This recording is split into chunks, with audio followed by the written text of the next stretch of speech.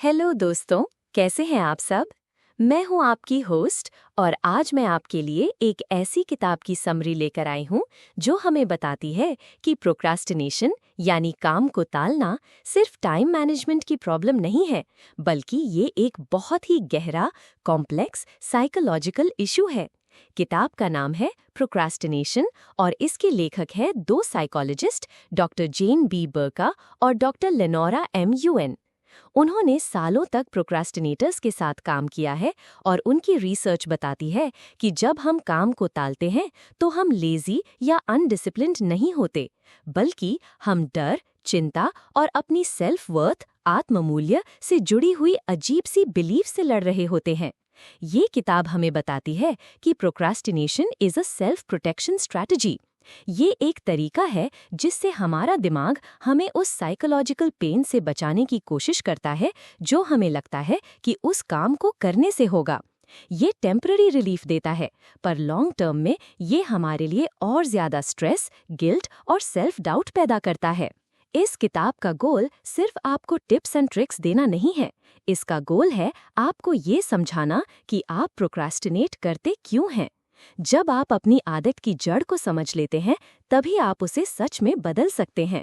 लेखक कहते हैं कि प्रोक्रास्टिनेशन के पीछे अक्सर कुछ डीप सीटेड फियर्स होते हैं जो हमारी सेल्फ वर्थ से जुड़े होते हैं। द फियर ऑफ फेलियर, असफलता का डर, ये सबसे कॉमन डर है। हम सोचते हैं अगर मैं कोशिश करूं और फेल हो गया तो सब सोचेंगे कि मैं इनकॉम्पिटेंट हूं, अक्षम हूं, मेरी बेइज्जती होगी। इस डर की वजह से हम कोशिश ही नहीं करते। प्रोक्रास्टिनेशन हमें कहता है, देखो मैं फेल नहीं हुआ, मैंने तो कोशिश ही नहीं की। ये एक बहाना बन जाता है। द फियर ऑफ सक्सेस, सफलता का डर। ये थोड़ा अजीब लग सकता है, पर यह भी एक बड़ा डर है। हम सोचते हैं अगर मैं सफल हो गया तो लोगों की एक्सपेक्टेशंस बढ़ जाएंगी, मुझे हमेशा इतना ही अच्छा परफॉर्म करना पड़ेगा, मैं इतना प्रेशर नहीं झेल पाऊंगा। या अगर मैं सफल हो गया तो मेरे दोस्त या फैमिली मुझसे जलने लगेंगे। इस डर की वजह से हम खुद को अनकॉन्शियसली साबोटाज करते हैं। The fear of being controlled, नियंत्रित होने का डर। कुछ लोगों के लिए प्रोक्रास्टिनेशन रिबेल करने का, ना कहने का एक तरीका है। जब उन्हें लगता है कि उन पर कोई चीज थोपी जा रही है, जैसे बॉस का दिया हुआ काम या पेरेंट्स की एक्सपेक्टेशंस, तो वो उस काम को टालकर अपना कंट्रोल असर्ट करते हैं। वो कहते हैं, मैं ये काम तब करूंगा जब मेरा मन करेगा, तुम्हारे कहने पर नहीं। द फियर ऑफ इंटिमेसी और डिस्टेंस, अंतरंगता या दूरी का डर। कभी कभी प्रोक्रास्टिनेशन रिश्तों से जुड़ा होता है। अगर आपको किसी के ज्यादा करीब आने से डर लगता है तो आप उनके साथ बनाए हुए प्लान्स को टाल सकते हो। या अगर आपको दूर जाने से डर लगता है तो आप उन पर डिपेंड रहने के लिए इम्पोर्टेंट काम जैसे जॉब ढूंढना टाल सकते हो। इन डरों के अलावा प्रोक्रास्टिनेशन का एक बहुत बड़ा कारण है परफेक्शनिज्म, पूर्णतावाद। परफेक्शनिस्ट सोचते हैं कि उनका काम उनकी सेल्फ वर्थ के बराबर है, इसलिए उन्हें हर चीज परफेक्ट चाहिए। वो सोचते हैं अगर ये परफेक्ट नहीं हो सकता तो मैं इसे करूंगा ही नहीं। वो इतने हाई स्टैंडर्ड सेट कर लेते हैं कि काम शुरू करना ही इम्पॉसिबल लगता है। उनके लिए ऑल और नथिंग वाली सिचुएशन होती है और अक्सर नतीजा नथिंग ही होता है। तो ये सब समझने के बाद हम इस साइकिल को तोड़ें कैसे? पहला कदम है सेल्फ अवेयरनेस और सेल्फ कंपैशन। अपने आप को ब्लेम करना बंद करो। समझो कि आप लेजी नहीं हो, आप डर से लड़ रहे हो। ये पहचानना ही आज़ादी की तरफ पहला कदम है। अब हम प्रैक्टिकल स्ट्रैटेजीज की बात करते हैं जो डॉक्टर बुर्का और डॉक्टर यूएन सजेस्ट करती हैं। Step 1, understand your procrastination style. अपनी टाल मटोल की शैली को समझें। पहले ये पहचानो कि आप प्रोक्रास्टिनेट क्यों करते हो। क्या आप परफेक्शनिस्ट हो? क्या आपको फेल होने से डर लगता है? या आप रेबल कर रहे हो? अपनी एक्सक्यूजेस को लिखो। आप खुद को क्या कहानियां सुनाते हो काम ना करने के लिए? अभी मूड नहीं है, अभी सही टाइम नहीं है। जब आप अपने पैटर्न्स को समझ जाते हो, तब आप उन्हें कॉन्शियसली तोड़ सकते हो। Step 2, set realistic and achievable goals. यथार्थवादी और प्राप्त करने योग्य लक्ष्य निर्धारित करें। बड़े वेग गोल्स जैसे एक किताब लिखो एंग्जाइटी पैदा करते हैं। अपने गोल्स को छोटे, स्पेसिफिक और मैनेजेबल स्टेप्स में तोड़ो। किताब लिखो की जगह आपका गोल हो सकता है, आज 15 मिनट के लिए किताब का आउटलाइन बनाओ। ये डरावना नहीं लगता। याद रखो, आपका गोल काम को खत्म करना नहीं, बल्कि उसे शुरू करना है। फिनिशिंग का प्रेशर ही प्रोक्रास्टिनेशन की जड़ है। Step 3, learn to tell time. Procrastinators अक्सर टाइम को अजीब तरीके से देखते हैं। वो सोचते हैं कि उनके पास बहुत टाइम है, या वो अंडर एस्टिमेट करते हैं कि किसी काम में कितना टाइम लगेगा। इसके लिए टाइम ट्रैकिंग प्रैक्टिस करो। 1 हफ्ते तक हर घंटे नोट करो कि आपने क्या किया। इससे आपको पता चलेगा कि आपका टाइम असल में जा कहाँ रहा है। अपने काम के लिए टाइम एस्टिमेट करना सीखो और फिर उस एस्टिमेट को डबल कर दो। रियलिस्टिक बनो। Step 4, use a system that works for you.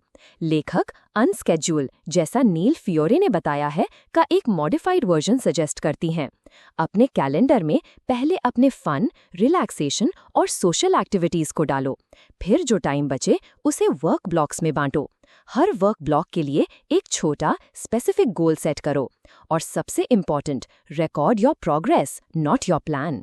जब आप 30 मिनट काम कर लो, तब उसे अपने कैलेंडर में लिखो। इससे आपको दिखेगा कि आपने कितना काम किया है, ना कि कितना काम बाकी है। ये आपको अकम्प्लिशमेंट की फीलिंग देता है। स्टेप 6, लर्न टू से नो।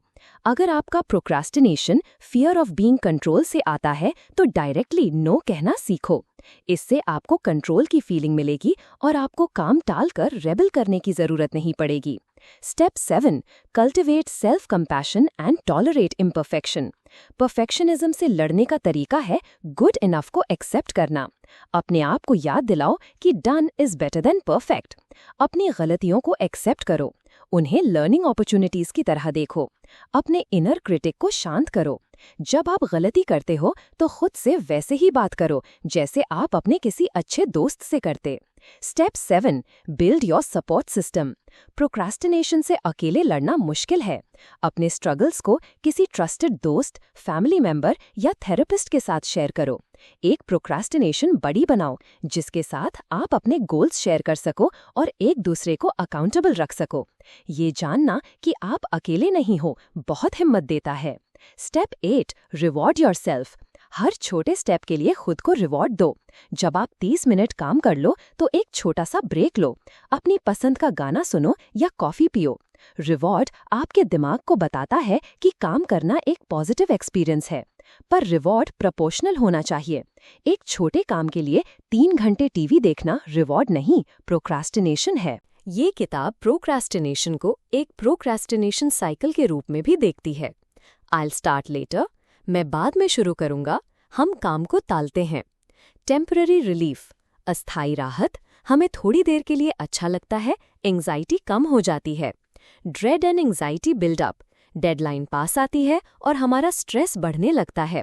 अ फ्रैंटिक लास्ट मिनट पुश, हम आखिरी मिनट में जैसे तैसे काम पूरा करते हैं। A resolution to never procrastinate again, हम कसम खाते हैं कि अगली बार से मैं टाइम पर काम करूंगा। द साइकिल रिपीट्स, पर हम वापस पहले स्टेप पर आ जाते हैं। इस साइकिल को तोड़ने के लिए आपको स्टेप 1 पर ही एक्शन लेना होगा। जब आपको काम टालने का मन करे, तभी इसके पीछे के डर को पहचानो और एक छोटा सा मैनेजेबल स्टेप लो। डॉक्टर बर्का और डॉक्टर यूएन कहते हैं कि प्रोक्रास्टिनेशन से छुटकारा पाना एक लाइफ लॉन्ग जर्नी है।